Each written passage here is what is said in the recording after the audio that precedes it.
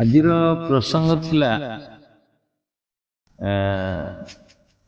ସଂକଳ୍ପ ଶକ୍ତି ବା ଜୀବନୀ ଶକ୍ତି ଜୀବନ ଥିବା ପର୍ଯ୍ୟନ୍ତ ଏ ଯୋଗ ଜୀବନ କିପରି ନିର୍ବାହ କରିବେ, ଯୋଗ ଜୀବନ କିପରି ନିର୍ବାହ କରିବେ ସଂକଳ୍ପ ଦରକାର।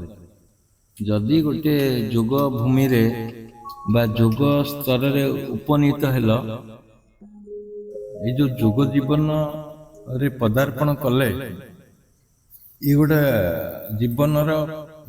ଜୀବନର ତରିକା ବା ଜୀବନର ଅନୁଭୂତି ବା ଜୀବନର ଗୋଟେ ମୋଡ ଯୋଉଟା କୁହନ୍ତି, ଜୀବନର ଯୋଉ ଗତିପଥ ଚେଞ୍ଜ ହେଇଗଲା। ମୋ କ୍ଷେତ୍ରରେ ମୁଁ ଯଦି କହିବି, ମୁଁ ଏଇଟା ନଥିଲା ମୋର, ମୁଁ ଯୋଗ କରିବି କି କଣ କରିବି ଏଇଟା ଗୋଟେ କଳ୍ପନାରେ ନଥିଲା। ହୁଏତ ଅନ୍ତର୍ହିତ ଭାବରେ ଥିଲା ଠାକୁରଙ୍କ ସହିତ ବା ଗୋଟେ ଏକାନ୍ତ ଭଲ ଲାଗୁଥିଲା, ଏଇଟା ଗୋଟେ କାରଣ ହେଇପାରେ। କିନ୍ତୁ ଏମିତି ମୋଡରେ ଆମେ ପହଞ୍ଚିଲୁ ଯୋଉଟା କି ବାଧ୍ୟ କଲା ପୂର୍ବଜନ୍ମର ସଂସ୍କାର ଆମକୁ ଏଇଥିରେ ରହିବା ପାଇଁ। ଚିରସାଥୀ, ଯୋଗଟା ଚିରସାଥୀ ହେଇଗଲା। ସଂକଳ୍ପ ନଥିଲା ମୋର କଣ କରିବି, ଯେତେବେଳେ ଆସିଲୁ ଏ ଦିଗକୁ ଜାଣିପାରିଲୁ ଆର ଦିଗଟା କୋଉ ଯାକ ଅଛି, ସୁଦୂର ପ୍ରସାରୀ, ମାନେ କୋଉ ପର୍ଯ୍ୟନ୍ତ ଇଏ ବ୍ୟାପିଛି, ଏଇ ଯୋଉ ଲାଇନଟା ଅନୁଭବରେ ଆସିଲା। ଯେତେବେଳେ ଅନୁଭବରେ ଆସିଲା, ତେଣୁ ସଂକଳ୍ପ ଶକ୍ତି ନିଆଗଲା। ସେବେଠୁ ନିଆଯାଇଛି ଯେ ଏଇ ଜିନିଷ କରିବା, ତ ଆଶ୍ରମ କରିବା ଗୋଟେ ସଂକଳ୍ପ ଭିତରେ ରହିଥିଲା। ସେଥିପାଇଁ ତ ଏଇ ଆମେ ଏଇଠି ପହଞ୍ଚିଛେ ନା, ଯୋଜନାରେ ଚାଲିଛେ। ଆଉ ସମାଧି ନୁହେଁ, ସମାଧି କେବଳ ନୁହେଁ, ଆମର ଇଏ ନଥିଲା, ଥିଲା ଯେ ଯେ ପର୍ଯ୍ୟନ୍ତ ଆତ୍ମାର ତାର ପରିସର ଅଛି, ଆତ୍ମାର ଶକ୍ତି ଅଛି, ଆତ୍ମାର ମାନେ ଯୋଉ ସିଦ୍ଧି ଅଛି ସବୁ, ସେଗୁଡା ପ୍ରାପ୍ତ କରିବା ପାଇଁ ସେବେଠୁ ସଂକଳ୍ପ ଥିଲା। ଯେତେବେଳେ ଆ ଭିତରକୁ ଆସିଲି, ଆଶ୍ରମ ଗୋଟେ ତା ଦେହରେ ଥିଲା, କିନ୍ତୁ ମାନେ ଆତ୍ମାର ଯୋଉ ଶରୀର ବା ଆତ୍ମାର ରୂପରେଖ ବା ତାର ଶକ୍ତି କୋଉ ପର୍ଯ୍ୟନ୍ତ ବ୍ୟାପିଛି, କଣ କଣ କରିପାରେ, ସେ ଯୋଉ ରିସର୍ଚ୍ଚ ବା ତା ଭିତରେ ସାଧନ କରି କରି ପ୍ରତ୍ୟେକ ଦିନ କିଛି କିଛି ଗବେଷଣା କରିବା, ଅନୁଭବ କରିବା। ଆଉ ତା ସହିତ ଏଇ ଯୋଉ ରୋଗଟା ଭଲ ହେଇଗଲା ମୋର ନିଜର, ରୋଗ ଭଲ ହେଲା ପରେ ଆହୁରି ସଂକଳ୍ପ ଶକ୍ତି ବଢିଲା। ଯେ ସେବେଠୁ ମୁଁ ସଂକଳ୍ପ କରିଥିଲି ଯେ ମୋ ପାଖକୁ ଏମିତି ବହୁତ ଲୋକ ଆସନ୍ତୁ, ଯେକୌଣସି ରୋଗ ନେଇକିରି ଆସନ୍ତୁ, ମୁଁ ତାକୁ କେମିତି ସଲ୍ଭ କରିବା ତ ସମ୍ଭବ ଥିଲା, ମନ ଭିତରେ ହେଇଯିବ ଭାବନା ଥିଲା। କିନ୍ତୁ ପ୍ରାକ୍ଟିକାଲ ୱେରେ ଯେତେବେଳେ ଆମେ ପ୍ରଥମ ଗୋଟେ ଏଡ୍ସ ପେସେଣ୍ଟକୁ ଧରିଲୁ 2 ମାସ ପରେ, ଆଶ୍ରମର ସାଧନ ନୁହେଁ, ଆଶ୍ରମ କଲା ପରେ 2 ମାସ ପରେ ଗୋଟେ ଏଡ୍ସ ପେସେଣ୍ଟ ଆସିଲା, ତାକୁ ଯେତେବେଳେ ଭଲ କରିଦେଲୁ, ଆଉ ମାନେ ତାର ନିଶାନ, ମାନେ ଯୋଉ ଆନନ୍ଦର ଯୋଉ ଠିକଣା ଆଉ ମାନେ ଭୁଲି ହେଲାନି, ସେଇ ମୁହୂର୍ତ୍ତଟା ମୁଁ ଅନୁଭବ କରୁଛି। ତେଣୁ ତାପରେ ତ ହଜାର ଡିଜିଜ୍ ଆସୁଛନ୍ତି, ହଜାର ପେସେଣ୍ଟ ଆସୁଛନ୍ତି, ସବୁ ପିକ୍ୟୁଲିଆର ପେସେଣ୍ଟ, ଏମିତି ସବୁ ପେସେଣ୍ଟ ଆସିବେ ମୁଁ କେବେ କଳ୍ପନା ନଥିଲା। ରୋଗ ବୋଲେ ଡାଇବେଟିସ୍ କି ଥଣ୍ଡା କି ଏଡ୍ସ କି ପୋଲିଓ କି ଆର୍ଥ୍ରାଇଟିସ୍, ଏସବୁ ଟିକେ ଟିକେ ରୋଗ ଜାଣିଥିଲେ, ଟିଭି କି କଣ କଣ ସବୁ ଥିଲା, କିନ୍ତୁ ଏତେ ପିକୁଲିଆର ରୋଗ ସବୁ ଆସିବ ମୁଁ କେବେ କଳ୍ପନା କରିନଥିଲି। ତେଣୁ ସବୁ ଆସୁଛନ୍ତି, ଯେକୌଣସି ରୋଗ ଆସୁ ଭଲ ହେଇଯିବ, ଏଇଟା ମୋ ମନ ଭିତରେ ଗୋଟେ ସଂକଳ୍ପ ଥିଲା। ବା ଆମେ କରିପାରିବୁ, ତାକୁ ରିଲିଜ କରିପାରିବୁ, ଏଇଟା ଗୋଟେ ମନ ଭିତରେ ଦୃଢ ସଂକଳ୍ପ ହେଇକି ଆସିଛି ମୂଳରୁ। ଯେବେଠୁ ମୁଁ ସେ ବହି ପଢିଲେ, ଯେବେଠୁ ସାଧନ ଆରମ୍ଭ କଲି, ଆଉ ୟୁରିନ୍ ଠିକ ହେଇଗଲା। ୟୁରିନ୍ ଯେତେବେଳେ ଠିକ ହେଲା, ସେଇଠୁ ସଂକଳ୍ପ ସୃଷ୍ଟି ହେଲା, ଆରେ ଏଇଟା ଯଦି ଠିକ ହେଇଗଲା, ଏଇଗୁଡା ସବୁ କାହିଁ ନ ହବ ନିଶ୍ଚିନ୍ତ। ତେଣୁ ଏ ଲୋକ କାହିଁ ନ ଆସିବ ମୋ ପାଖକୁ, ଆଶ୍ରମ କାହିଁ ମୁଁ ନ କରିବି, ଯଦି ଆଶ୍ରମ କରି ବିରାଟ ଆଶ୍ରମ କାହିଁ ନ ହବ, ଗୋଟେ ଆଦର୍ଶ ଆଶ୍ରମ କାହିଁ ନ ହବ, गोटे सारा पृथ्वी रे गोटे पिकुलियर आश्रम कहीं न कहीं मुझे आम करूँ सर्विस दौचु एटा सारा पृथ्वी तो कहीं करूँ भावुँ देखो निजे निजे केते केते पेसेंट आउछन को रूप रे पुणी आछन को रूप रे केते माने प्रॉब्लम धरिक आछन सॉल्व होई पारु तेणु ये संकल्पटा सेबेठू थिला तुम भावजे एबे गोटे आश्रम करदेलु लोक आसीगले मीडिया शुणीदेले गला आसीगले ता ना ये गछ केबेठू लागला जेमती आश्रम गोटे विराट आश्रम हम बोली मु परिसर भितर रखी सेम जिते जिते आश्रमटा होगला कि से संकल्प अच्छी बोली भावुन सेबे नुहे ना मूलर चली प्रोसेसिंग आरंभ हो जमी दबा एटी आश्रम हवा सेंट्रल मिनिस्टर को डाकिबा एमपी की डाकिबा एमएल को कहवा कि लोक मान किसी माने पैसा संग्रह करवा ये सब आश्रम पाए ना मुझे सैक्रिफाइस करवा पैसा आउ जमी भी मध्य डोनेट करवा सब किसी से संकल्प भितर रही तेणु यहीटा तो मोर संकल्प शक्ति भितर थिला केबेठू थिला से मन भितर आज सृष्टि है बोले कहार संकल्प जदि नथिबो गोटे परमानेंट संकल्प नथिबो मु एठी पहुंचबी से केमती पहुंचबो केमती पहुंचबो एवरेज संपर्क रखे संकल्प रखले तो हबनी एवरेज संकल्प हाँ मु जोग करूची कोड जाई पहुंचबी कोन गोटा तो हबो एमती संकल्प रे किछि हुए न ये संकल्पटा माने मिश्रित भावना रे आसीबो कोन हबो कोन हेई पारे मु करूची साधन कोन हबो देखा जीवो जा हबो हबो आज तो साधन करूची कोन हबो ना गोटे मूल फाउंडेशन पकान कई जन एठी कहजन मु समाधि पई साधन करूची संकल्प नबा दरकार दृढ़ संकल्प एवरेज भावना न आनिकी दृढ़ जो मैंने कहते ठीक कहते जे संकल्प माने मु समाधि हवा बा निजर स्वरूप को दर्शन करवा किए कहते जे आश्रम पे डोनेट करवा ठीक अच्छे यहाँ पार्टली रो आश्रम पे डोनेट करिया पार्टली रो समाज सेवा करिया पार्टली रो मना करने एगुड़ा भल उद्देश्य नुहे एगुड़ा भल उद्देश्य क्या किए असुविधा अच्छी नहीं मेडिकल पहुँचेवा किए कहते मु संकल्प करी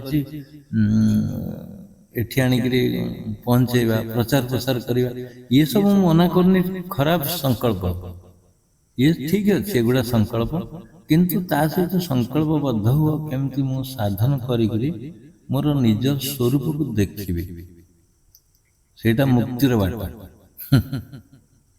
नले से जाग्रत तुरीय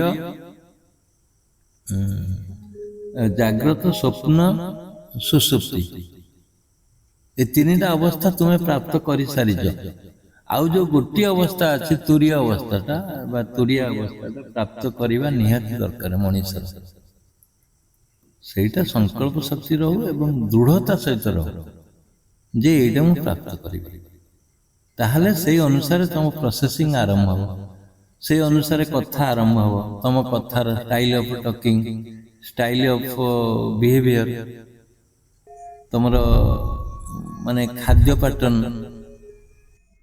रहिबा सोइबा आउ व्यवहारिक ज्ञान ट्रांजैक्शन हुए सब प्रकार चेंज हो तुम्हें गोटे संकल्प नब किंतु सब प्रकार सी चेंज करदेव तुम्हें आइंष खाइब कि नहीं सी तुमको निर्देश देव तुम्हें खाली संकल्प कर मु तो आइंष खाऊ नी 7 वर्ष साधन कर संकल्प किसी निगला मो भीतर बहुत वासना सृष्टि है केमी आत्मदर्शन करी से समय आइंष ऑटोमेटिक छाड़ी पुणी आइंष बदल पुणी अरुआ स्पेशल अरुआ चाउल खाली डालमा घी शाग एति खाइले माने आउ सब खाद्य गला कड़े गायब हो गए ଭଲ ଅରୁଆ ଚାଉଳ ମାନେ ଆଇଁଷ ଛାଡ଼ିଲା ପରେ ଏସବୁ ପାଟର୍ନ ଚେଞ୍ଜ ହେଇଗଲା, ଅଟୋମେଟିକ ଚେଞ୍ଜ ହେଇଗଲା। ମୁଁ ଆଇଁଷ ଖାଇବା ପାଇଁ ପ୍ରିୟ ଲାଗେ, କିନ୍ତୁ ସେ କଟିଗଲା। 7 ବର୍ଷ ପଳେଇଲା, 7 ବର୍ଷ ପଳେଇଲା। 7 ବର୍ଷ ପରେ ପୁଣି କଣ କଣ କାରଣ ପାଇଁ ଆଇଁଷ ପୁଣି ଖାଇବା ପାଇଁ ଇଚ୍ଛା ହେଲା, ଆଇଁଷ ଖିଆ ହେଲା। ପୁଣି ଏବେ 8 ବର୍ଷ ହେଇଗଲାଣି ଆଇଁଷ ଖିଆ ଯାଉ ନାହିଁ। ସିଏ 7 ଇଏ 8, 7 15 ବର୍ଷ ହେଇଗଲା। ତେଣୁ ମାନେ ଆଇଁଷ ଖାଇବା ଇଚ୍ଛା ଅଛି ମାନେ ଖାଇଲେ କିଛି ଅସୁବିଧା ନାହିଁ। ମୁଁ ଯେତିକି ମାନେ ଏକ୍ସପିରିଏନ୍ସ ଅଛି ମୋର, ଖାଇଲେ କିଛି କ୍ଷତି ହେଇଯିବ ତା ନୁହଁ। ତୁମର ଇଚ୍ଛା ଦୃଢ଼ ଥିବା ଦରକାର, ଆଇଁଷ ପ୍ରତି ଲାଳାୟିତ ଥିବା ଦରକାର। ଯଦି ଲାଳାୟିତ ଅଛ, ଖାଇବା ପାଇଁ ତମକୁ ଠିକ ଲାଗୁଛି, ଡାଇଜେସନ ପ୍ରକ୍ରିୟା ଠିକ ହଉଛି, ତାହେଲେ ଖାଅ, କିଛି ଅସୁବିଧା ନାହିଁ। ଆଇଁଷ ଯେ ଖାଇକିରି ଜଣେ ସମାଧି ନ ହେଇପାରିବ ସେମିତି କିଛି ମାନେ ନାହିଁ। ପିଆଜ ରସୁଣ ଖାଇକିରି ସମାଧି ହେଇପାରିବନି ସେମିତି କିଛି ମାନେ ନାହିଁ। ଆମେ ତ ପିଆଜ ନ ଖାଇଲେ ଖାଇ ହଉନି ରୁଟି, ସେମିତି କିଛି ନାହିଁ। କିନ୍ତୁ ସଂକଳ୍ପ ଥିବା ଦରକାର, ଗୋଟେ ପରମାନେଣ୍ଟ ଆଚିଭମେଣ୍ଟ ତାକୁ କୁହାଯାଏ। ପରମାନେଣ୍ଟ ଆଚିଭମେଣ୍ଟ, ମୁଁ ଏଇଠି ପହଞ୍ଚିବି, ଗୋଟେ ଗୋଲ ନିରୂପଣ କରିବେ। ଗୋଲ ଆଇଦର ଗୋଟେ ବିରାଟ ଆଶ୍ରମ କରିବେ, ଗୋଟେ ଗୋଲ ହେଇପାରେ। ସମାଧି ହବା ଗୋଟେ ଗୋଲ ହେଇପାରେ। ଆଉ ଆତ୍ମାର ଯୋଉ ଅନେକ ଶକ୍ତି ଅଛି ତାକୁ ଜାଣିବା ପାଇଁ ଗୋଟେ ଗୋଲ ହେଇପାରେ। ସାଧନ ସାଧନ ନିଜର ଏଇଟା ସହିତ ଆଉ କିଛି ବି ପରର ରୋଗ ଉପଶମ କରିବା କି ତାଙ୍କୁ ସହଯୋଗ କରିବା, ଆତ୍ମଜ୍ଞାନର ପ୍ରଚାର ପ୍ରସାର କରିବା। ବୁଦ୍ଧ ସମାଧି ହେଇଥିଲେ ସେତିକି ନୁହେଁ, ସେ ଆତ୍ମଜ୍ଞାନକୁ ପ୍ରଚାର କରୁଥିଲେ ସାରା ଦେଶରେ। ସାରା ଦେଶ ପରେ ବି ଅନେକ ଦେଶକୁ ଯାଇକରି ପ୍ରଚାର କରିଛନ୍ତି। ଜାପାନ ଯାଇଛନ୍ତି, ଚାଇନା ଯାଇଛନ୍ତି,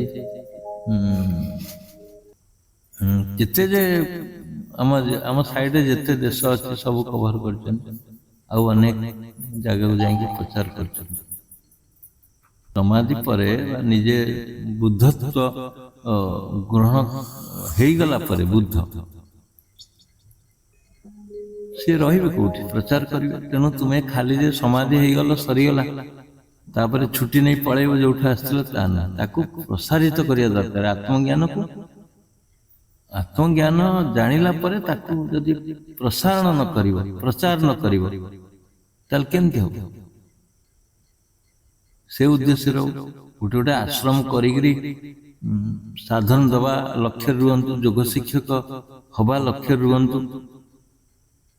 ये सब संकल्प मु कहूनी जे एटा तुमे मु कहिदेली तुमे एटा संकल्प शक्ति नहीं जाओ, तुमे जोटा आसुची कर ता सहित एगुडा आवश्यकता अछि। बिना संकल्प रे तुमे साधन करि परिबो नै। मु मेन रूट को जाउची जे संकल्प न हले तुमे साधन करिवा कष्ट होई पड़ियो, कारण तुमर लक्ष्य स्थिर नै। आजिर साधन जेतिक मिलला, हां जा मिलला मिलला ठीक अछि, समाधि हो न हो, चक्रवेदन हो न हो, मन जुआड़े जाऊँ जाऊ, पुणी फेरी आसु फेरी आसु। किए डाकिदेला अमक राम तुम्हें पूरा आउट हो गल। राम माने डाकिला माने किए डाकिला तुम जानला, आउट हो गल। हाँ मन मन संकल्प कल मु केमती शीघ्र साधन सारिकी ताकू भेट करी। ये साधन नुहे ठीक। से राति 3टा तुमको कहीं डाकबे। अवश्य प्रोग्राम है पारे, कुआडे जाई पार, राति प्रोग्राम थाए, सेटा तुमको बैरियर सृष्टि करिवो, प्रतिबंधक। किंतु केही डाकिबेनी तुमको राम आसबे। तेणु दृढ़ संकल्प जे नब, मु समति पचार कौन कौन प्रिपरेशन हो, संकल्प नहीं जाइए से कौन प्रिपरेशन हो। स्कूल को जाइए पढ़िया हाई स्कूल पढ़ाऊली आम बड़छुणा पाखे। पिला पचारे कौन तुम सब हम, किए गला आर्मी रे हेबी, किए गला नर्स हेबी, किए गला डाक्तर हेबी, किए गला पुलिस हेबी, किए गला इत्यादि इत्यादि सब कह, किए आईएएस हेबी। किए जन पचारे मुझे सब केमती तुम एगुड़ा किए कही तुमको ना, बो कही बापा कही गला निजर किसी ना।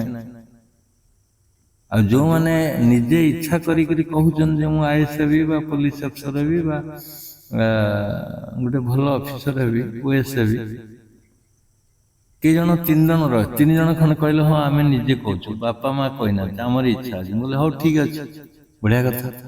ତୁମେ ସେଥିପାଇଁ ପ୍ରିପାରେସନ କ'ଣ ହଉଛ? ଯେ ଆଇଏସ୍ ହବ ପିଲା ଦିନଠୁ କହୁଛି ମୁଁ ଆଇଏସ୍ ହେବି, ପ୍ରିପାରେସନ କ'ଣ ହଉଛ? ପ୍ରିପାରେସନ କଥା କହିଲେ ଢୁଞ୍ଚୁ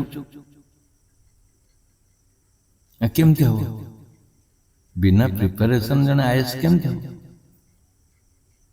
ତେଣୁ ଯୋଉ ଲକ୍ଷ୍ୟ ତମେ ସ୍ଥିର କରିବ ସେଇ ଲକ୍ଷ୍ୟକୁ କେନ୍ଦ୍ରୀଭୂତ କରିବା ପାଇଁ ବା ସେଇଠି ପହଞ୍ଚିବା ପାଇଁ ତୁମକୁ ପ୍ରତ୍ୟେକ ମୁହୂର୍ତ୍ତରେ ସଚେତନ ହେବାକୁ ପଡିବ। ଏଥିପାଇଁ ମୁଁ କ'ଣ କରିବି, ଆର ସିଲାବସଟା କ'ଣ, ବୁଝିପାରିଲେ? ଆର ସିଲାବସ କ'ଣ ଅଛି, ସେ ପାଠ ଆଇଏସ୍ ହବା ପାଇଁ ସିଲାବସ କ'ଣ କ'ଣ ଅଛି ତାକୁ ଖୋଜିବ।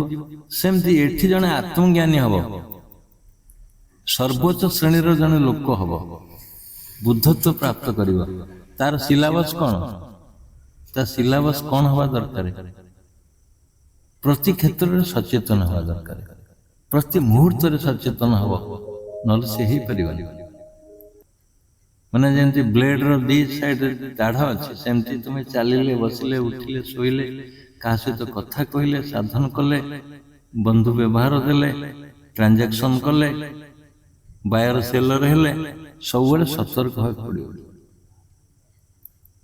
ଡ୍ରେସ୍ ପିନ୍ଧିଲେ ସତର୍କ ହେବାକୁ ପଡ଼ିବ, ଶୋଇଲେ ସତର୍କ ହେବାକୁ ପଡ଼ିବ, କାହା ସହିତ ମିଶିଲେ ସତର୍କ ହେବାକୁ ପଡ଼ିବ, କାହା ସହିତ କଥା ହେଲେ ସତର୍କ ହେବାକୁ ପଡ଼ିବ। ତାହେଲେ ତମେ ପିକୁଲିଆର ମଣିଷ ଗୋଟେ ହେଇପାରିବ। ଆଉ ଏକାନ୍ତ ଦରକାର, ଭାବନା ଦରକାର, ସେଗୁଡ଼ା ଆସିବ ତା ପରିସର ଭିତରେ, ସବୁ ଯାକ ଖୋଲିଦେବ। ତେଣୁ ଯୋଉମାନେ ସଂକଳ୍ପ ନେଇଛନ୍ତି ମୁଁ ଆତ୍ମାକୁ ଦେଖିବି, ଆତ୍ମା ପୁରା ପିଓର ତୁମ ଭିତରେ ଅଛି, ପୁରା ପିଓର, ଏକଦମ ସୁନା ମୁଣ୍ଡା ହେଇକି ଅଛି ତା ଭିତରେ, ସିଏ ଅଛି।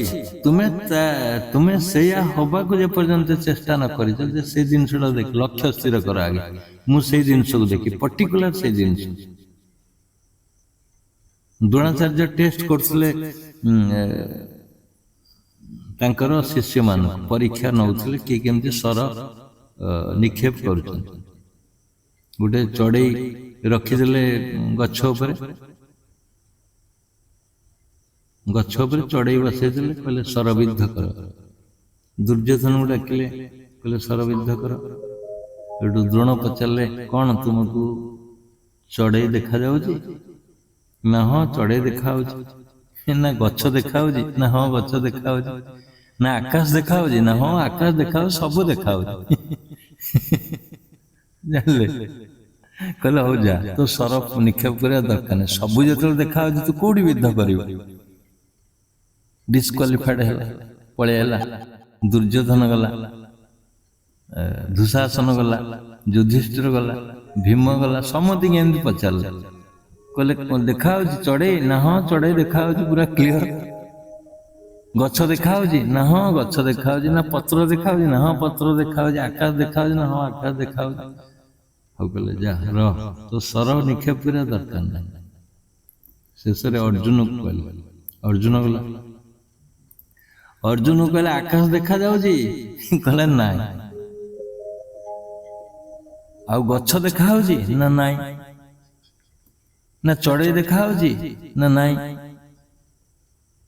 ନା ଚଢ଼େଇର ଆଖି ଦେଖାଯାଉଛି? ଆଖିକି ବିଦ୍ଧ କରିବ ନା ଡୋଳାକୁ।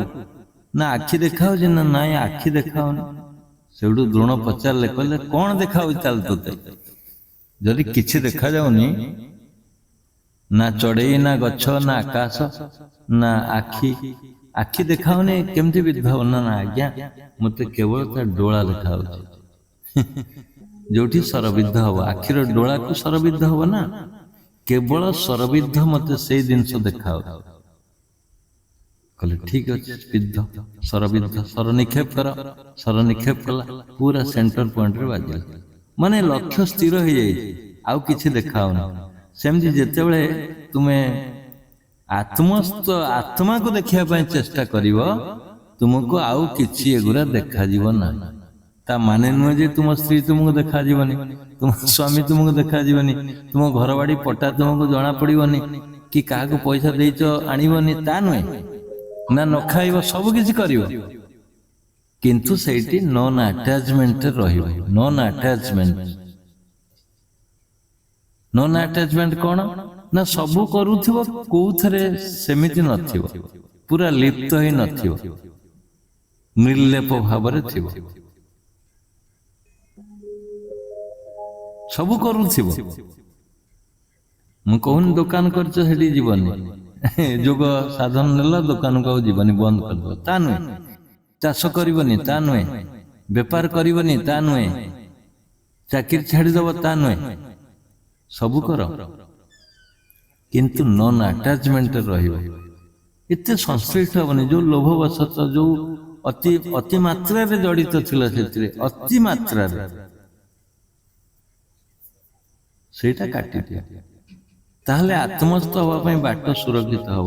ଆସ୍ତେ ଆସ୍ତେ ତୁମେ ସବୁ ଥାଇକିରି ଅଫିସ ଯାଇକିରି, ଜଣେ ଅଫିସରଟା ଆମ ଭିଡିଓ ଶୁଣୁଛି, 2ଟା ଭିଡିଓ ଶୁଣିବ, ତାପରେ ଅଫିସର କାମ କରିବ। ଗୋଟେ ସ୍ତ୍ରୀ ଲୋକ କଟକ, ଯେତେବେଳେ ମୋ ପାଖରେ ଲଗେଇଲା, କହିଲା ବାବା ଆପଣଙ୍କ ଭିଡିଓ 2ଟା ମୁଁ ଶୁଣିଲା ପରେ ତାପରେ ଅଫିସ କାମ କରୁଛି କଟକ। ତା ଅର୍ଥ କଣ? ଏତେ ସଂଶ୍ଳିଷ୍ଟ ହେଇଯାଇଛି, ଏତେ ଆଟାଚମେଣ୍ଟ ହେଇଯାଇଛି ଆମ ଭିଡିଓ ସହିତ। କାରଣ କେବଳ ଆତ୍ମା କଥା ଶୁଣୁଛି ନା ଆଉ କିଛି ଶୁଣୁନି, ତାକୁ ଭଲ ଲାଗୁଛି।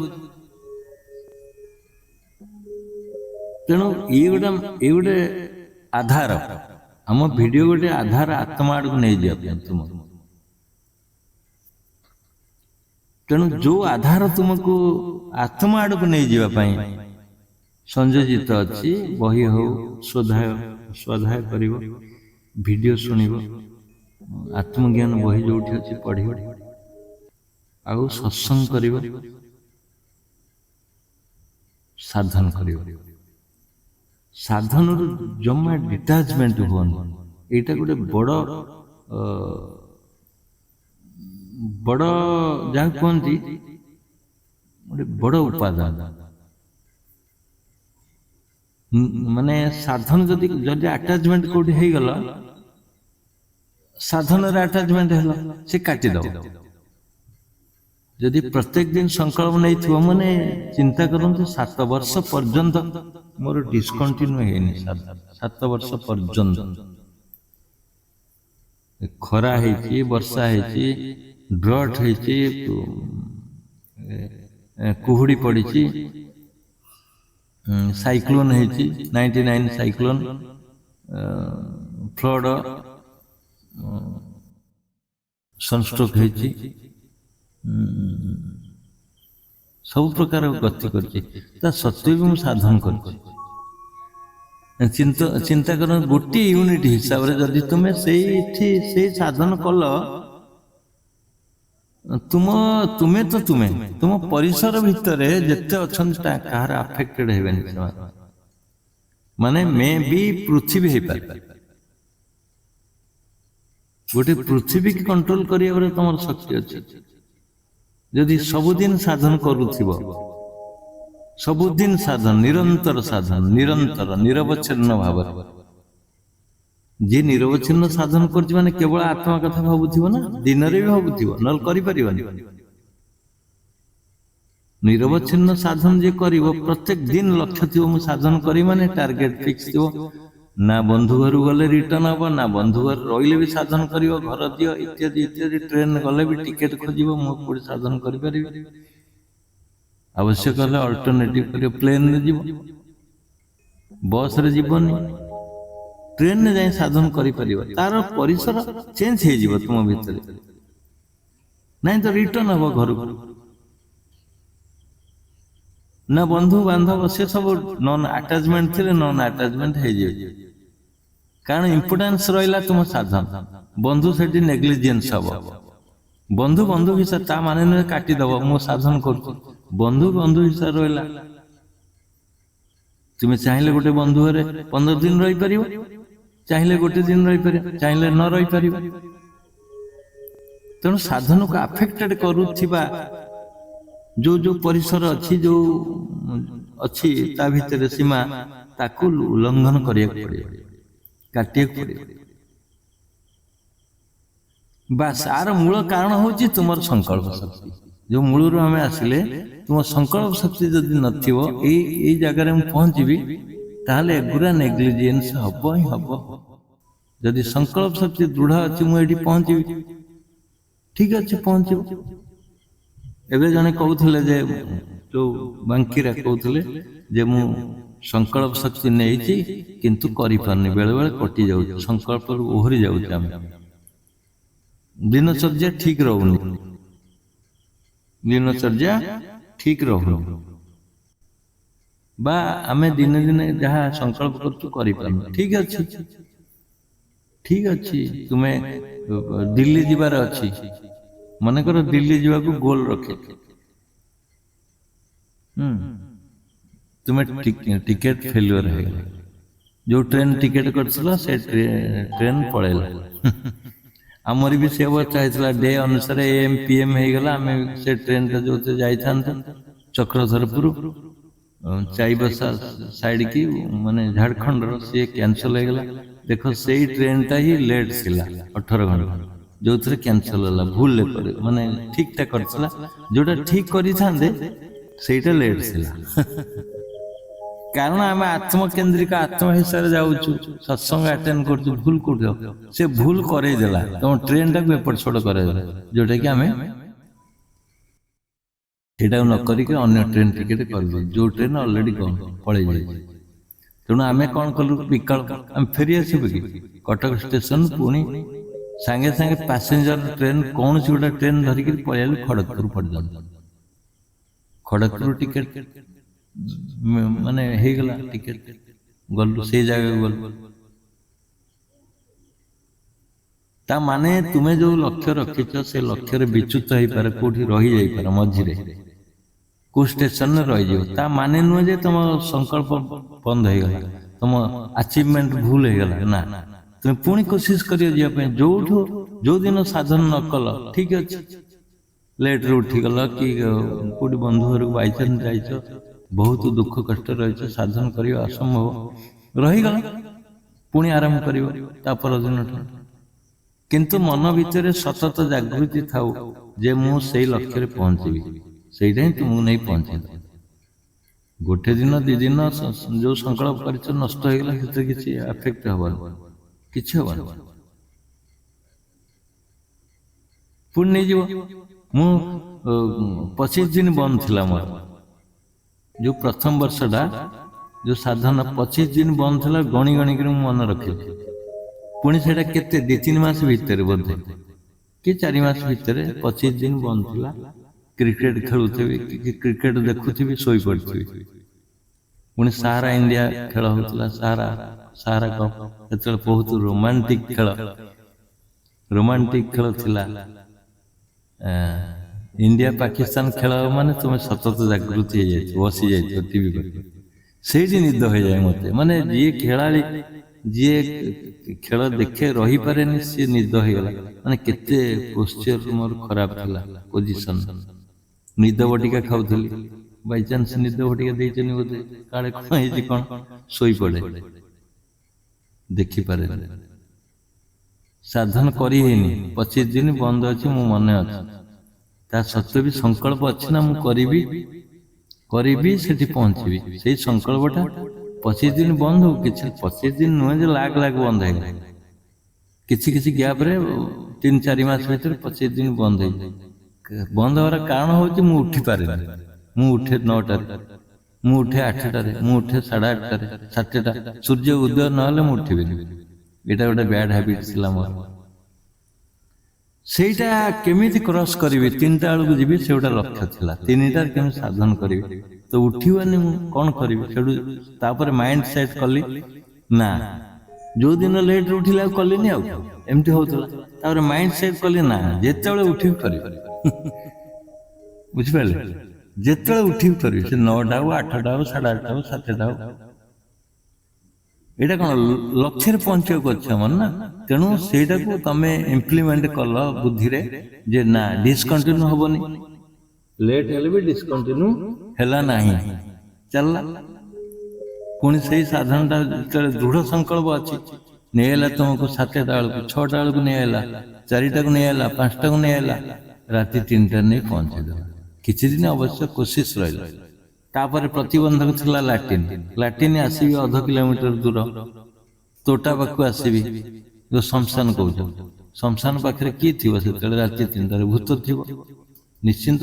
ଛୋଟ ମାନେ ପିଲା ମାନେ ଏଜ୍ ଭୟ ଥିବ, କେହି ନାହାନ୍ତି, ଗାଁରେ ସବୁ ଶୋଇଥିବେ, ମୁଁ ଉଠିକିରି ଆସିବି। ଆଉ କୋଉ ମୁନି ଉଠିଥିଲେ, ଆଡମିସନ ନେଇଥିଲେ କିନ୍ତୁ ସିଏ ଆସନ୍ତିନି। ଗଲା କେତେ କଷ୍ଟରେ ହେଇଥିବ, କେତେ ବିପଦକୁ ଧରିକିରି ସାଇକେଲ ଧରିକି ଆସିଲି ଥରେ ଘରୁ। ପାଣି ବାଲ୍ଟି, ସାଇକେଲ, ଟର୍ଚ୍ଚ, ଗୋଟେ ବଡ ଟର୍ଚ୍ଚ ଥିଲା, ପକେଇଦବ 2 କିଲୋମିଟର ଦେଖାଯିବ, ମାନେ ଭୂତ ଫର୍ସ ସବୁ ଦେଖାଯିବ। ମୋର ଗୋଟେ ସାହସ ଥିଲା, ଗୋଟେ ସାଇକେଲ ଧରିକି ଆଇଲି। ଆରେ ସାଇକେଲ ଲୁହାଟା ଧରିଛି, ଭୂତ ଆସିବନି ମୁଁ ଜାଣିଛି। ସାଇକେଲ ଛାଡ଼ିଲେ ଦିନ ଝାଡା ବସିବ। ରାସ୍ତା ମଝିରେ ଛିଡା ହେଇଛି, ସାଇକେଲ ନା ଛାଡୁଛି ନା ଝାଡା ବହୁଛି, କାରଣ ସାଇକେଲ ଛାଡ଼ିଲେ ଭୂତ ମାଡି ବସିବ। ତେଣୁ ବ୍ୟାକ୍ ହେଇଗଲି। ସେ ଗୋଟେ ପୋଖରୀ ଅଛି ସେଇ ସ୍କୁଲ ପାଖରେ, ସେଠି ଥରେ ଯାଇ ଝାଡା ବସିକି ଘରକୁ ଆସିଲି। ସେଠି ତ ଭୂତ କିଛି କରେନି, ଗାଁ ଏପଟ ସେପଟ ସାଇ। ସେଠୁ ମୁଁ କହିଲି ନାଇଁ, ଭୂତ ଆସୁ ଯିଏ ଆସୁ। ତା ପରଦିନ ଆଉ ଚେଷ୍ଟା କଲି, ସାହସ ବାନ୍ଧିଲି, କହିଲି ନା ସାଇକେଲ ନେବି, ନିଏ କି ନ ନିଏ ଚାଲିକି ଯିବି, ବାଲ୍ଟି ନେବି, ଟର୍ଚ୍ଚ ଦେଖିବା କଣ ହଉଛି। ଭୂତ ଆସିଲେ ତ ପକେଇବା, ମୋର ତ ବଡ ଟର୍ଚ୍ଚ ଅଛି, ଭୂତ ଛାନିଆ ହେଇଯିବ। ଆଉ ଗୋଟେ ମନ ଭିତରେ ସାହସ ବାନ୍ଧିକି ଆସିଲି, ତୋଟା ପାଖରେ ଝାଡା ବସିଲି। ଆଚ୍ଛା, ତୋଟା ଆଡେ ଯୋଉ ଝାଡା ବସିବ, ତୋଟାଟାର ଅଛି ଉତ୍ତର ପଟେ, ଆମେ ପୂର୍ବକୁ ଅନେଇବ, ବୁଝିଲେ?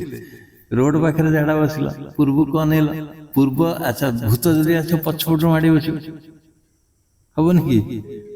ସେ ଭୟ ବି ଥିଲା, କାହିଁକିନା ତୋଟାଟା ମୋ ପଛପଟକୁ ରହିଲା, ମୁଁ ଆଗ ପଟକୁ ଅନେଇଲି, ରୋଡ ଆଡକୁ, ମାନେ ଛତିଆ ଆଡକୁ ବା ପୂର୍ବ ପଟକୁ, ଦକ୍ଷିଣ ପଟକୁ। ଉତ୍ତରରେ ତୋଟା ରହିଲା, କାହିଁକିନା ପବନ, ଝାଡା ବସିବାର ତରିକାଟା କଣ, ଯୋଉଆଡେ ପବନ ଦଉଛି ସିଆଡକୁ ଅନେଇବ ନା, ଆଉ ଓଲଟା ବସିଲେ ତ ଅସୁବିଧା ହବ ନା। ତେଣୁ ସେ କାରଣ ଗୋଟେ ମତେ ବି ପ୍ରତିବନ୍ଧ ସୃଷ୍ଟି କରୁଥିଲା। ତେଣୁ ତାପରେ ସଂକଳ୍ପ ନେଲି, ଯଦି ତୋଟାରେ କିଏ ଭୂତ ଥିବେ, ଯାହା ଥିବେ ଆସନ୍ତୁ, ସାମ୍ନାସାମ୍ନି ହବା। ଯେତେବେଳେ ସାହସ ଆସିଲା, କିଛି ଦିନ ପରେ ସାହସ ଆସିଲା। ମାନେ ଆଉ କିଛି ନାହିଁ, ଥରେ ଗଲ, 2 ଥର ଗଲ, 1000 ଥର ଗଲ, କିଛି ଅସୁବିଧା ହେଲାନି। ବର୍ଷା ଢୁ ଢୁ କରୁଥିବ, ଛତା ଧରୁଥିବ, ଛତାଟା ଓଲଟେଇ ଦଉଥିବ, ପବନ ଦଉଥିବ, ବେଳେ ବେଳେ ଛତା ଓଲଟି ଯାଉଥିବ, ଟର୍ଚ୍ଚର ଲାଇଟରେ ପାଣି ପଡୁଥିବ, ବାଲ୍ଟିରେ ଧରିକିରି ଆସିବା, କାଦୁଅ ମାଦୁଅ ରାସ୍ତା ହେଇଥିବ, ତା ଭିତରେ ଆସି ଝାଡା ବସି ଯିବାଟା କେତେ କଷ୍ଟ ହେଇଥିବ। ସେଟା ଗୋଟେ ବଡ ପ୍ରତିବନ୍ଧକ ଥିଲା ଆମକୁ। ନା ଲାଟିନ୍ ଥିଲା, ନା ଲାଟିନ୍ କରିବାର ସିଲେକ୍ସନ ଥିଲା, ଜମିଟା ସିଲେକ୍ସନ ନଥିଲା। ତେଣୁ ସେଇଟା ଗୋଟେ ପ୍ରତିବନ୍ଧକ ଥିଲା, କୋଉଠି ଲାଟିନ୍ କରିବ ସେଇଟା ବି ଠିକ ନଥିଲା, ଯୋଉ ଡିସ୍ପ୍ୟୁଟ ଲାଗି ସବୁ କଥା। ତେଣୁ ସେଇଟା ଗୋଟେ କାରଣ ଥିଲା, ଯୋଉଟା କି ବଡ ପ୍ରତିବନ୍ଧକ ଲାଟିନ୍। ଗୋଟେ ବର୍ଷ ପରେ ସଲ୍ଭ ହେଇଗଲା। ଦେଖ, ତମର ଗୋଲ ପାଇଁ ଚେଞ୍ଜ ହେଇଗଲା, ବର୍ଷା ବି ରୋକି ହେଇଗଲା।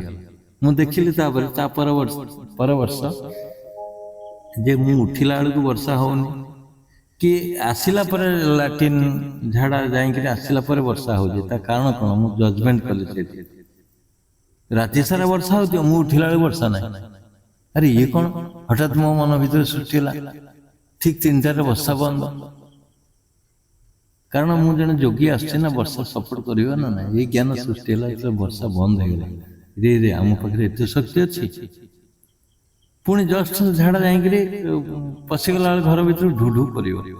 ଏଇଟା ତମେ ଚମକେଇ ଦେଲା ଏଇ ଜ୍ଞାନଟା ମତେ। ଥରେ ନୁହେଁ, କେତେ ଥର ଏମିତି ହେଲା। ତେଣୁ କନଫର୍ମ ହେଇଗଲା ଯେ ପ୍ରକୃତି ତୁମକୁ ସହଯୋଗ କରୁଛି। ତମେ ଜଣେ ଯୋଗୀ ହିସାବରେ ତୁମ ପରିସର ସେଠି ବ୍ୟାପକ ହେଲା। ତୁମର ଲକ୍ଷ୍ୟଟା, ଯୋଉ ଲକ୍ଷ୍ୟରେ ଆମେ କରୁଥିଲୁ ସାଧନଟା, ସେଇଟା ଗୋଟେ ବଡ ଆମକୁ ସୁରାଗ ସୃଷ୍ଟି କଲା, ସେଇ କ୍ଷେତ୍ର ଗୁଡା। ବୁଝନ୍ତୁ, ଯଦି ଲକ୍ଷ୍ୟ ସ୍ଥିର ନାହିଁ, ତମକୁ କିଏ ସପୋର୍ଟ କରିବ? କେହି ସପୋର୍ଟ କରିବେନି। ଲକ୍ଷ୍ୟ ସ୍ଥିର ଅଛି ମାନେ ଗୋଟେ ବଡ ଅନୁଷ୍ଠାନ ପାଇଁ ଅଛି, ଆଜି ସେଇ ଲକ୍ଷ୍ୟ ଯଦି ନଥାନ୍ତା ମୋର, ତାହେଲେ ତୁମକୁ ଭଲ କରିବା ପାଇଁ ବହୁତ କଷ୍ଟ ହେଇଥାନ୍ତା। ଯଦି ସେଇ ଲକ୍ଷ୍ୟରେ ମୁଁ ନଥାନ୍ତି, ତୁମକୁ କେମିତି ଭଲ କରିଥାନ୍ତି କୁହନ୍ତୁ? କୁହନ୍ତୁ। ସେଇଟା ବି ଗୋଟେ ଲକ୍ଷ୍ୟ ଭିତରେ ଥିଲା। ଆସନ୍ତୁ ଲୋକମାନେ ଭଲ ହୁଅନ୍ତୁ, ଯୋଉଥିପାଇଁ ତୁମେ ଭଲ ହଉଛ, ଯୋଉଥିପାଇଁ ତୁମେ ଆଜି ଭଲ ହଉଛ, ଯୋଉଥିପାଇଁ ଏଠି ବହୁତ ଜିନିଷ ମିଳୁଛି ତୁମକୁ, ବହୁତ ଜିନିଷ ମିଳୁଛି। ଆଉ ଯେତିକି ଆମ ପାଖରେ ଜ୍ଞାନ ଅଛି ବା ଯେତିକି ସାଧନର କ୍ରିୟା ଅଛି, ମୁଁ ଏଇଟା ତ ଗର୍ବର ସହିତ ମୁଁ କହିବିନି ଯେ ଏଇସବୁ ସାଧନ କ୍ରିୟା ମୋ ପାଖରେ ଅଛି। ଏଇଟା ଗୋଟେ ଭଗବାନଙ୍କର ଦାନ, ଏଇଟା ଗୋଟେ ପୂର୍ବଜନ୍ମର କର୍ମର ସ୍ୱୀକୃତି ବା ଏଠି ଗୁରୁଦେବ ଆସିବା, ଏଇଟା ଗୋଟେ କେତେ ବଡ଼ ଆଚିଭମେଣ୍ଟ ଚିନ୍ତା କରନ୍ତୁ। ନା ଲକ୍ଷ୍ୟ ଥିଲା ମୋର ଗୁରୁଦେବ ଏଠିକି ଆସିବେ, କିନ୍ତୁ ମୁଁ ଜାଣିଛି ମୋ ଜ୍ଞାନରେ ଯିଏ ମରିଗଲା ପରେ ସେ ରହୁଛି, ଏତିକି ଜ୍ଞାନ ଥିଲା ମୋ ପାଖରେ। ଯିଏ ମରିଗଲେ ବି ସେ ରହୁଛି, ଅଜର ଅମର ଅବିନାଶୀ ବ୍ରହ୍ମ। ଯେହେତୁ ଗୁରୁଦେବ ଲେଖିଛନ୍ତି ବା ଆମେ ଗୀତା ପଢୁଛେ, ସବୁ ଜାଣୁଛେ ଯେ ମଣିଷର କିଛି ନଷ୍ଟ ହଉନି, ବୁଝିଲେ? ମଣିଷର କିଛି ନଷ୍ଟ ହଉନି, ସିଏ ରହିବ ଅଜର। ଯେମିତି ବର୍ତ୍ତମାନ ତୁମେ ଅଛ ସେମିତି ରହିବ। ଏ ଜ୍ଞାନଟା ମତେ ମଧ୍ୟ ବହୁତ ସହଯୋଗ କରିଥିଲା ଗୁରୁଦେବଙ୍କୁ ଆଣିବା ପାଇଁ।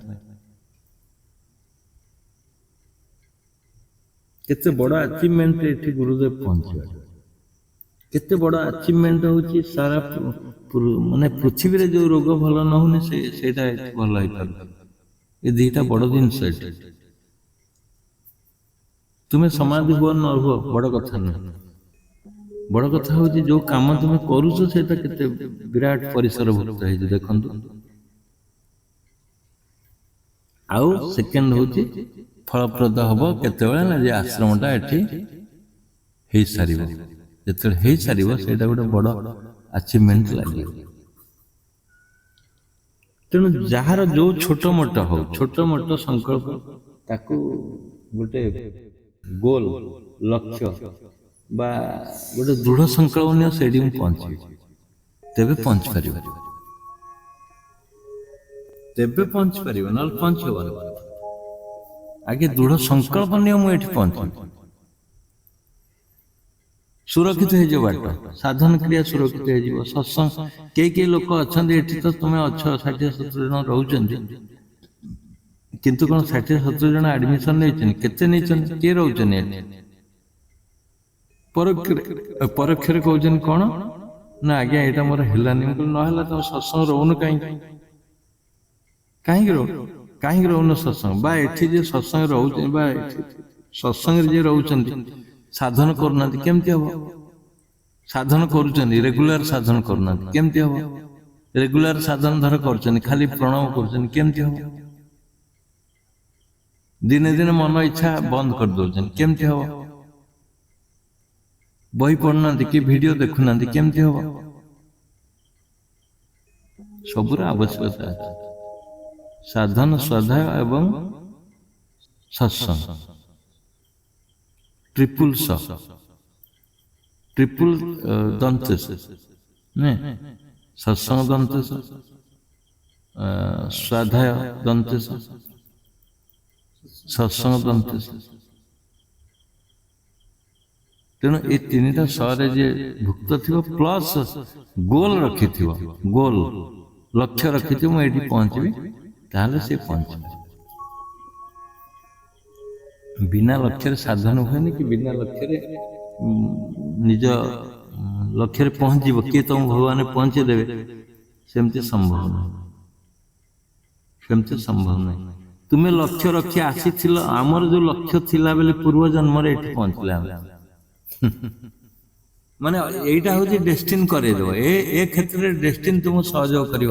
କାହିଁକିନା ତୁମେ ଜାଣିନ, ତୁମେ ଅଜ୍ଞାତ, ଜନ୍ମ ନେଲା ପରେ କଣ କରିବ କଣ ନାହିଁ ଜାଣିନଥିଲ। ସିଏ ତୁମକୁ ସହଯୋଗ କରିଥିଲା, ସେଇ ପରିବାର ଆଣିକି ଦେଲା, ସେଇ ବାପା ମା ଦେଲା, ସେଇ ସ୍ତ୍ରୀ ଦେଲା, ସେଇ ପୁଅ ଦେଲା, ସେଇ ତୁମର ଫାଇନାନ୍ସ ଷ୍ଟ୍ରକ୍ଚରଟାକୁ ଦେଲା, ତୁମର ସେଇ ସୁବିଧା କରେଇଦେଲା, ଘର ବାଡ଼ି ଯାହା ସବୁ ଅଛି ସେ ଦେଇଛି। କାରଣ ପୂର୍ବଜନ୍ମର କର୍ମ, ପୂର୍ବଜନ୍ମ ସଂକଳ୍ପକୁ ନେଇକି ତୁମେ ସେଠି ପହଞ୍ଚିବ। ସେଇଟା ତାର ଦାନ ଥିଲା, ସେଇଟା ତୁମେ କରିନଥିଲ। ମୋ କ୍ଷେତ୍ରରେ ଦେଖିବାକୁ ଗଲେ ମୋର ତ ଅପର୍ଯ୍ୟାପ୍ତ ସମ୍ପତ୍ତି ଥିଲା, ମାନେ ଶିକ୍ଷା ବି ଥିଲା, ଖେଳ ବି ଥିଲା, ସ୍ୱାସ୍ଥ୍ୟ ବି ଥିଲା, ପରିବାର ଠିକ ଥିଲା, ସବୁ ତ ଠିକ ଥିଲା ମୋ ପାଇଁ। ମୁଁ ଭାବୁଛି ସେଭଳି ପରିବାର ମିଳିବ ବହୁତ କଷ୍ଟ, ରେୟାର। ଏହା ବାପା ନଥିଲେ, ଆଉ ଲିଟିଗେସନ ଥିଲା ପୁରା ମୋ ପାଇଁ ଲିଟିଗେସନ ଥିଲା, ଯୋଉଟା କି ମୁଁ ସଲ୍ଭ କରିପାରିବି। ଏବଂ ଆଜି ପର୍ଯ୍ୟନ୍ତ ଧୈର୍ଯ୍ୟର ସହିତ ସେ ପରିବାରରେ ଆମେ ଜନ୍ମଗ୍ରହଣ କରିକିରି ତାକୁ ମୁଁ ମ୍ୟାନେଜ କରିକିରି ଆସିଛି। ଯୋଉ ଲିଟିଗେସନ ତା ମୃତ୍ୟୁର ବି କାରଣ ହେଇଥାନ୍ତା, ଯଦି ମୁଁ ଟ୍ୟାଲେଣ୍ଟ ନ ହେଇଥାନ୍ତି, ମାନେ ବୁଦ୍ଧିଯୁକ୍ତ ନଥାନ୍ତା, ଆଉ ସାଧନ ନଥାନ୍ତା, ତ ମୃତ୍ୟୁଟା ପ୍ରତି ମୁହୂର୍ତ୍ତରେ ଥିଲା ସେ ପରିବାର। ଯେହେତୁ ଡିସ୍ପ୍ୟୁଟ ଠକିକି ନେଇଛନ୍ତି, ତମକୁ କେତେବେଳେ ମାରି ଦେଇଥାନ୍ତେ, ମାରି ଦେଇଥିଲେ ବି କେହି ଜଣଙ୍କୁ ମାରି ଦେଇଛନ୍ତି, ସେଇଟା ବି ତୁମେ ସଲ୍ଭ କର ତୁମ ବୁଦ୍ଧିରେ। ସେ ବୁଦ୍ଧିଟା ଆସିବା ବି ପୂର୍ବଜନ୍ମର କର୍ମ। ଦେଖ, ଲିଟିଗେସନ ଯେବେଠୁ ଆରମ୍ଭ କରିଛି ସେବେଠୁ ମୁଁ ଜନ୍ମ ହେଇଛି, ବା ମାତୃ ଗର୍ଭରେ ସଞ୍ଚାର ହେଇଛି ଲିଟିଗେସନ ପରେ ପରେ। ମାନେ ଇଏ ବି ଇଣ୍ଟର କନେକ୍ସନ ଅଛି ନା ପୂର୍ବଜନ୍ମର, ଯୋଉଥିପାଇଁ କେସ୍ ଚାଲିଛି ଆଜି। ଏ ସବୁ ସଂକଳ୍ପ ଶକ୍ତି, ତେଣୁ ଦୃଢ଼ କରନ୍ତୁ ସଂକଳ୍ପ ଶକ୍ତିଟାକୁ। ଟାଇମ୍ 8:30 ହଉ, ଆଉ 10 ମିନିଟ୍ ରହିଛି, 8:30 କରିବା, 7:30ରୁ 8:30 ଘଣ୍ଟାଏ। ତେଣୁ ସଂକଳ୍ପ ଶକ୍ତି ନିଅନ୍ତୁ, ବିନା ସଂକଳ୍ପ ଶକ୍ତିରେ କିଛି ହବନି। ତୁମେ ଲାଇଟଲି ନିଅନ୍ତୁନି, ଲାଇଟଲି ଯେ ମୁଁ ସାଧନ କରୁଛି ସବୁ ହେଇଯିବ ତା ନୁହେଁ, ଆଗେ ସଂକଳ୍ପ ନିଅନ୍ତୁ। ମୁଁ ସଂକଳ୍ପ ନେଇଥିଲି ଯେତେ ସତ୍ସଙ୍ଗ ଅଛି ସବୁ ଆଟେଣ୍ଡ କରିବି। ମୁନି ସମାଜରେ ଯେତେ ସତ୍ସଙ୍ଗ ଆଟେଣ୍ଡ କରିଥିଲି, ପ୍ରାୟ 20 ବର୍ଷ ଆଟେଣ୍ଡ କରିଛି। ଯେବେଠୁ ଆମେ ସତ୍ସଙ୍ଗ ଏଠି କଲୁ ତ ଅବଶ୍ୟ କମ ହେଲା, କିନ୍ତୁ 20 ବର୍ଷ ମୁଁ ସତ୍ସଙ୍ଗ ଆଟେଣ୍ଡ କରିଛି। କୋଉଠି ଭାରତ ବର୍ଷରେ ଯୋଉଠି ହେଇଛି ମୁଁ ଯାଇଛି। ପଇସା ଥାଉ ନଥାଉ କୋଉଠି ଆସିବ, କାରଣ ସଂକଳ୍ପ ଅଛି ନା ପଇସା ଆସିବ। ଏପରିକି ସୁଧ କାଢିଆ ଆଣିକିରି ବି ମୁଁ ସତ୍ସଙ୍ଗ ଆଟେଣ୍ଡ କରିଛି। ବେଳେ ବେଳେ ପଇସା ନଥାଏ, କଣ କାରଣ ପଇସାଟା ସେ କାଢି ଦେଇଥିବ ନା। ତମ ଦୃଢ ଶକ୍ତି କେତେ ଅଛି, କେମିତି ଯାଇପାରିବ ବିନା ପଇସାରେ। ବସ୍ ଲାଗିଥିବ, ପଇସା ନଥିବ, ପଇସା ପହଞ୍ଚିବ, ମୁଁ ଯାଇଥିବି, ମାନେ ରାଇଟ୍ ମୋମେଣ୍ଟରେ, ମାନେ ଅଧଘଣ୍ଟା ଏପଟ ସେପଟ ପଇସା ଆସି ପହଞ୍ଚିବ, ମୁଁ ଯାଇଥିବି। ମୁଁ କେତେଥର ଦେଖିଛି, ତାପରେ ପଇସା ଆସିଯିବ, କିନ୍ତୁ ସେଇ ସମୟ ନଥିବ। ସତ୍ସଙ୍ଗ ଆମେ କଲୁ ଯୋଉ ବଡ ଧରଣ ପ୍ରଥମେ ଜିଲ୍ଲା ସ୍ତରୀୟ, ନା କେହି ମୁନି ଥିଲେ, 0 ମୁନି, କେହି ନଥିଲେ। କେମିତି ଏତେ ବଡ ଲକ୍ଷ ଟଙ୍କା କୋଉଠି ଆସିବ, କେମିତି ସତ୍ସଙ୍ଗ ହବ? ତେଣୁ ଦୃଢ ଇଚ୍ଛା ଶକ୍ତି, ସଂକଳ୍ପ ତୁମକୁ ସେଆଡକୁ ନେଇଯିବ। ମୁଁ ଦେଖିଲି ସତ୍ସଙ୍ଗ ନ କଲେ, ବ୍ରାଞ୍ଚ ନ କଲେ ତ କିଛି ହବନି ନା। ବ୍ରାଞ୍ଚ କରିବାକୁ ପଡିବ, ଯୋଗ ଶିକ୍ଷା ଦେବାକୁ ପଡିବ, ଯୋଉଟା ଲୋକ ଜାଣିବେ, ଆସିବେ। ଯଦି ମୁଁ ବ୍ରାଞ୍ଚ ନ କରିଥାନ୍ତି, ତମେ କେମିତି ଆସିଥାନ୍ତେ ଏଠି? ନା ଯୋଗ ଶିକ୍ଷକ ହେଇଥିଲୁ ଆମେ, କିଛି ନ ହେଇକିରି ବ୍ରାଞ୍ଚ କରିକିରି ଯୋଗ ଶିକ୍ଷା ଦେଲୁ ସେବେଠାରୁ। ତେଣୁ ଇଏ ସବୁ ଗୋଟେ ଗୋଟେ ତୁମର ସାଧନ କ୍ଷେତ୍ରରେ ସହାୟକ, ପ୍ରତି କ୍ଷେତ୍ରରେ ଲକ୍ଷ୍ୟଟା ତୁମକୁ ସେଇଠି ନେଇଯିବ। ଧର ତୁମେ ଲକ୍ଷ୍ୟ ରଖିଛ ଦିଲ୍ଲୀରେ ପହଞ୍ଚିବ, ତମେ କେମିତି ଯାଇ ଝାଡଖଣ୍ଡରେ ପହଞ୍ଚିବ? ଓଲଟା ହେଇଯିବ ନା।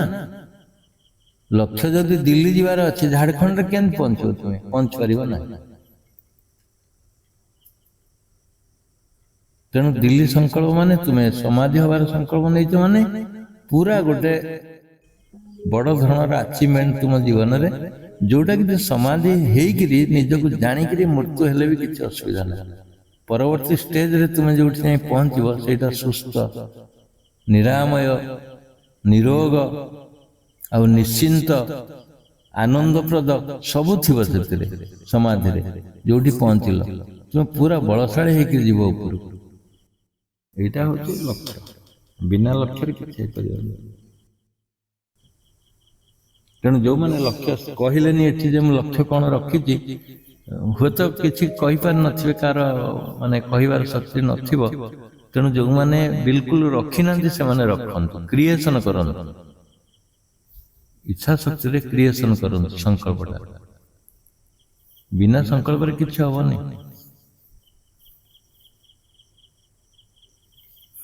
ପୁରୀରେ ସଂକଳ୍ପ କରାହଉଛି, ମାନେ ହବ ଆଶ୍ରମଟି ହେଲା ବା ଆନୁଆଲ ଫଙ୍କସନ ହବ, ତା ପାଇଁ ପ୍ରସ୍ତୁତି କିଛି କରିବାନି, ହେଇଯିବ କି? ପ୍ରସ୍ତୁତି ଦରକାର। ଆଉ ପ୍ରସ୍ତୁତିଟା କେମିତି ହବ? ପ୍ରସ୍ତୁତିଟା ନିଜର ତୁମର କ୍ରିୟା ଶକ୍ତିରେ ହବ ବା ତୁମର କାର୍ଯ୍ୟକାରୀ ଶକ୍ତିରେ ସୃଷ୍ଟି ହବ। ହଉ, ଆମେ 8:30 କରିବା, ଘଣ୍ଟାଏ ଥିଲା ପ୍ରବଚନ, ଆଉ 10 ମିନିଟ୍ ରହିଛି। କିଏ କ'ଣ ଯଦି କହିବେ କୁହନ୍ତୁ। ସଂକଳ୍ପ କାହାର ଅଛି ନାହିଁ, ହଉନି, କାହିଁକି ହଉନି, କୋଉଥିପାଇଁ ହଉନି କୁହନ୍ତୁ। କିଏ କ'ଣ କହିପାରିବେ, ମତାମତ ରଖନ୍ତୁ। ଧୀର ସମୀରେ ମହାନଦୀ ତୀରେ, ଧୀର ସମୀରେ ମହାନଦୀ ତୀରେ, ବସତି ବନେ ବନମାଳୀ। ଧୀର ସମୀରେ, ଯୋଉଠି ଧୀରେ ଧୀରେ ପବନ ଦଉଥିବ। କୋଉଠି? ଶରୀରରେ ଧୀରେ ଧୀରେ ପବନ କୋଉଠି ଦଉଛି?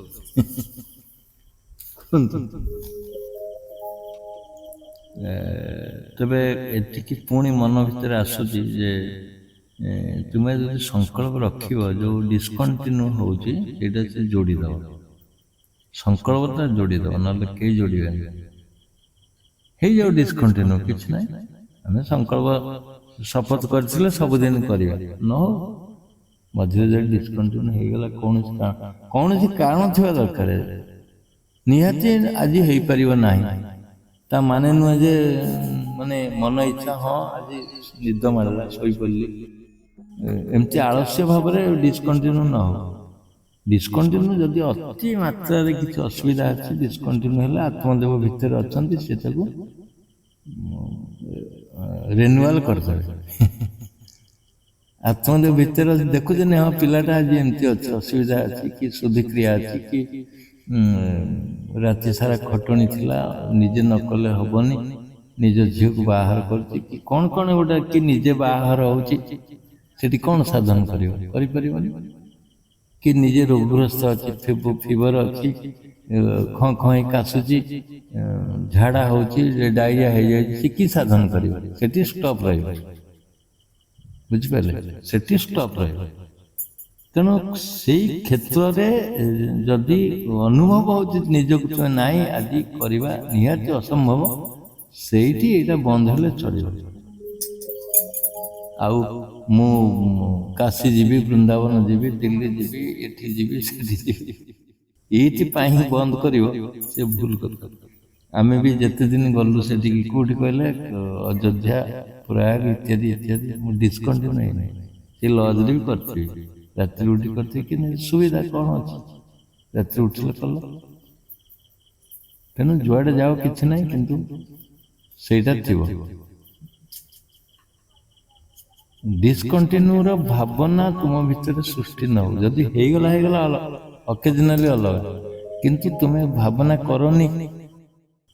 ଭାବନା, ନେଗେଟିଭ ଭାବନା ମିଶାନି, ତା ସହିତ ନେଗେଟିଭ ଭାବନା ମିଶାନି।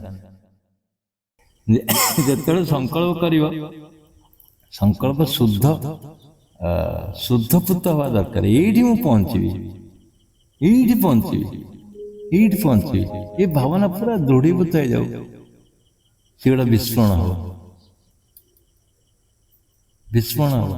ଯେଉଁମାନେ ଚନ୍ଦ୍ରପୃଷ୍ଠରେ ପହଞ୍ଚିଲେ, ସେମାନଙ୍କର ସଂକଳ୍ପ ଶକ୍ତି ନଥିଲା, ଭାବୁଛନ୍ତି।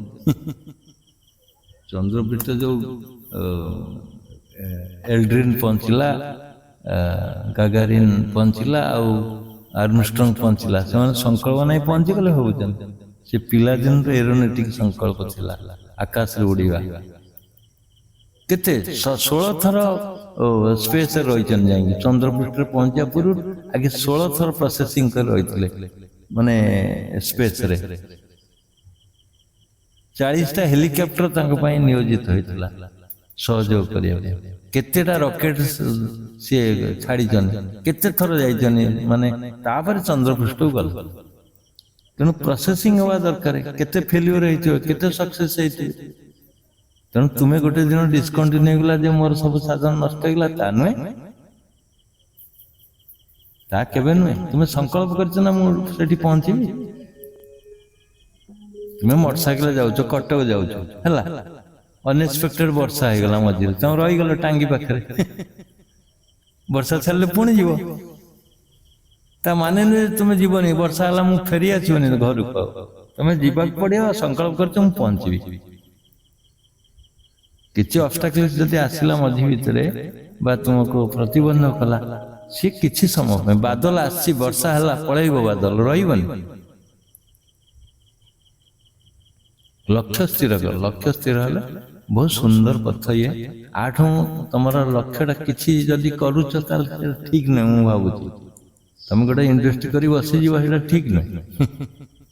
ଗୋଟେ ମାଛ, ବିରାଟ ମାଛ ଗାଡିଆ କରିକି ବସିଯିବ, ଠିକ ନୁହେଁ। ଗୋଟେ ଟଲର ଚଲେଇବ ସମୁଦ୍ରରେ ଯାଇକିରି, ଏଇଟା ଠିକ ନୁହେଁ। ମିନିଷ୍ଟର ହୁଅ, ଯାହା ହୁଅ, ଏପରିକି ପ୍ରାଇମ ମିନିଷ୍ଟର ହୁଅ, ଏଇଟା ଠିକ ନୁହେଁ। ବାବା ହେଇକିରି କୋଉଠି ହୁକୁମ ଦବ, ଏଇଟା ବି ଠିକ ନୁହେଁ। ନିଶା ଖାଇ କୋଉଠି ଗଡିବ, ଏଇଟା ବି ଠିକ ନୁହେଁ। ଠିକ ହଉଛି କଣ ନା ନିଜକୁ ଜାଣିବା। ନିଜର ଯେପର୍ଯ୍ୟନ୍ତ ସେଇ ପଥଟା ସ୍ୱୀକାର ନ କରିଛ, ମୁଁ ସେଠି ପହଞ୍ଚିବି, ଜୀବନ ମରଣର ଭିତରେ ଯୋଉ ଯିବା ଆସିବା କରୁଛ, ଛଟପଟ ହଉଛ, ସେଇଟା ବନ୍ଦ ହେଇଯିବ। ତମ ଇଚ୍ଛାରେ ଆସିପାରିବ, ତମ ଇଚ୍ଛାରେ ଯାଇପାରିବ। এটা କେତେ ବଡ, এটা ଲାଇଫ କଣ, ତମର ଜନ୍ମ ଜନ୍ମାନ୍ତର ଅନନ୍ତ ଅସୀମ ଶକ୍ତି ଯୋଉ ନେଇକିରି ତୁମେ ଜନ୍ମ ନେଇଥିଲ, ଅସୀମ ଦିଗ, ଏଇ ଦିଗଟା ଚେଞ୍ଜ ଏଇଠି ବନ୍ଦ ହେଇଯିବ। ଅନନ୍ତ ଅସୀମ ନହେଲେ କେତେ ହଜାର ଥର ପୁଣି ଜନ୍ମ ନେବ କହିବନି। ଆର ବର୍ଷ ଜନ୍ମ ନେବ ବା ଆର ଜନ୍ମ ନେବ ନୁହେଁ, କେତେ ହଜାର ବର୍ଷ ଜନ୍ମ ନେବ ଜାଣିପାରିବନି ନିଜକୁ। ଯଦି ଏଭଳି ସତ୍ସଙ୍ଗକୁ ମିସ୍ କରିବ, ଏଭଳି ଲକ୍ଷ୍ୟକୁ ମିସ୍ କରିବ, ଏଭଳି ସୁଯୋଗକୁ ହାତ ଛଡ଼ା କରିବ, କଣ ପାଇବ? କଣ ପାଇବ?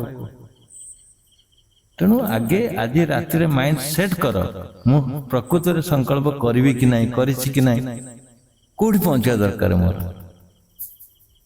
କହିଲେ ନୁହେଁ, କେତେ କୁଇଣ୍ଟାଲ ଆଳୁ ଖାଇସାରିଲେଣି, ଲାଭ କଣ ଅଛି? କେତେ କେତେ କୁଇଣ୍ଟାଲ ଆଳୁ ଖାଇଯିବ, ଡେଥ୍ ହେଇଯିବ, କିଛି ନାହିଁ। କୁହନ୍ତୁ କିଏ କହିବା ଆଉ, ନହେଲେ ବନ୍ଦ କରିବା।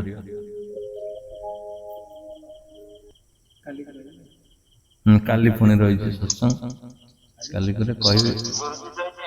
ହଁ ଯେ, ହଁ ପ୍ରହ୍ଲାଦ କୁହ। ନିରାଟ ସତ କଥା, ସତ୍ସଙ୍ଗ ଆପଣଙ୍କ ସଂସ୍ପର୍ଶରେ ନୂଆ ମାନେ ଆସିବା ପୂର୍ବରୁ ଏସବୁ କଥା, ଜୀବନ ଲକ୍ଷ୍ୟ କଣ, କଣ କଥା, ମାନେ ଏତେ ବିରାଟ ଜିନିଷ ଅଛି ଯେ ସମାଧି ବୋଲି ଗୋଟେ ଅଛି, ଟିକେ ଟିକେ ଜାଣିଥିଲେ, କିନ୍ତୁ ଇଏ ପୁରା ମାନେ ଆଖି ପୁରା ଯେମିତି ଜ୍ଞାନଟା, ଜ୍ଞାନଟା ଏତେ ପୁରା ଖୋଲିଯାଏ, ସେମିତିକା ଆମର ମଧ୍ୟ ସମସ୍ତ ଖୋଲି ଯାଉଛି। ଆଉ ଏଇ ସତ୍ସଙ୍ଗ ମାଧ୍ୟମରେ ଯେ ଜୀବନର ଲକ୍ଷ୍ୟ କଣ, ମୁଁ କିଏ, ମୋର ମୁଁ କୋଉଠୁ ଆସିଛି, କୋଉଠିକି ଯିବି, ମୋ ପ୍ରକୃତ ଘର କୋଉଠି। ଏଠି ମୋର ତ ଘର ନୁହେଁ, ଘର କରିଦେଇଛି, ମାର୍ବଲ ବସିଛି, 3 ତାଲା 10 ତାଲା ବିଲ୍ଡିଂ ପାଠିଛି, ପୁରୀ ଚାରିଆଡେ ମାନେ ସବୁ ରାଜ୍ୟରେ ଅଛି, ସବୁ ଜିଲ୍ଲାରେ ଘର ଅଛି, କିନ୍ତୁ ସେଟା କିଛି ନୁହେଁ। ମୋ ନିଜର ଘର କୋଉଠି ଏଟା ମୁଁ ଜାଣିପାରିଛି, ଆଉ ବହୁତ ବଢିଆ ଲାଗୁଛି। ଏତିକି ରହୁଛି। ଧନ୍ୟବାଦ। ସମସ୍ତ ମତାମତ ନିଆଗଲା, ସୁନ୍ଦର ଲାଗିଲା। ଆଶା କରେ ଏ ସତ୍ସଙ୍ଗଟି ବହୁତ ମୂଲ୍ୟବାନ ହେଇଥିବ, କାରଣ ଇଏ ଗୋଟେ ଲକ୍ଷ୍ୟର, ଗୋଟେ ଫାଉଣ୍ଡେସନର ସତ୍ସଙ୍ଗ ଆଜି ଥିଲା, ମୂଳଦୁଆ ପଡ଼ିଲା। ତେଣୁ ଆଶା କରେ ଯେଉଁମାନେ ଭୁଲି ଯାଇଥିବେ, ସଂକଳ୍ପ ଶକ୍ତି ରଖିବା ପାଇଁ ସଂକଳ୍ପ କରନ୍ତୁ, ନିଜ ସ୍ଥିତିକୁ ବଜାୟ ରଖନ୍ତୁ ଏବଂ ସେ ସଂକଳ୍ପକୁ ନେଇକି ଆଗକୁ ଚାଲନ୍ତୁ। ଦେଖିବେ କେତେ ମଜା, କେତେ ମଜା, କେତେ ପ୍ରତିବନ୍ଧକ ଯେତେ ଆସିଲେ ବି ସବୁ ସମାଧାନ ହେଇଯିବ। କାହିଁକିନା ବିରାଟ ଶକ୍ତି ତୁମ ଭିତରେ ଅଛି। ତାଠୁ କୋଉ ଶକ୍ତି ଅଛି? କିଏ ବଡ଼ ବଳଶାଳୀ କହିଲେ? ସେ ତୁମକୁ ନଉଛି, ତୁମ ରଥରେ ସାରଥି ହେଇକିରି ବସିଛି ନା। ତୁମ ରଥରେ ସାରଥି, ଯେମିତି ଅର୍ଜୁନ ରଥରେ କୃଷ୍ଣ ସାରଥି ଥିଲେ, ତୁମେ ତ ଅର୍ଜୁନ ନା, ତୁମ ରଥରେ ସେ ସାରଥି ହେଇକି ଅଛନ୍ତି। ତୁମେ ସାରଥି ଯଦି ଯୋଉଠି କୃଷ୍ଣ ଅଛନ୍ତି, ସ୍ୱୟଂ ଆତ୍ମା ଅଛି, ତୁମର କଣ ଅସୁବିଧାରେ ଅଛି କହିଲ? କାହିଁ ଡରୁଛୁ? जो रथरे हजार हजार हनुमान शक्ति अच्छी, जो रथरे स्वयं ब्रह्मा अच्छा, जो रथ को कई घुंचे पारिबानी तुम संकल्प शक्ति दृढ़ थो, तुम डरबार कौन अच्छे, आगू चल। केवल रथस्थ बामन दुष्ट पुनर्जन्म न विद्यते, जोटा कहुई रथ भितर बामन को देखिले तुम पुनर्जन्म हबनी। रथ रथरे अच्छी, तुमरी रथरे से बामन अवस्थी, बामन अति माने जाकू सूक्ष्म कहुए आत्मा। हो ये सत्संग रखा, काली पुणी सकाळर शुभ सूर्य को, हाँ काली आरंभ जदि कहे काली पुणी एटा को पुणी कंटिन्यू करिया। ये ऑफलाइन भाषा, ऑफलाइन रू कहउछन कंटिन्यू करिया, ऑनलाइन जदि कहबे हबो किछि। हो शुभ रात्रि, आशा करे समस्त सत्संग खुराक जोगे दियो। आमर अधूरा सकाळर आलोचनाटा हो पार नथिला, जाओ एटा साकार रूप नेला, कारण इच्छा शक्ति अछि, तुमर सुनिबार इच्छा अछि, सेति में तुम होत पाइल। हो एट रखिबा, समस्त धन्यवाद एवं जय जय प्रणाम प्रणाम जय जय समस्त जय जय जय जय।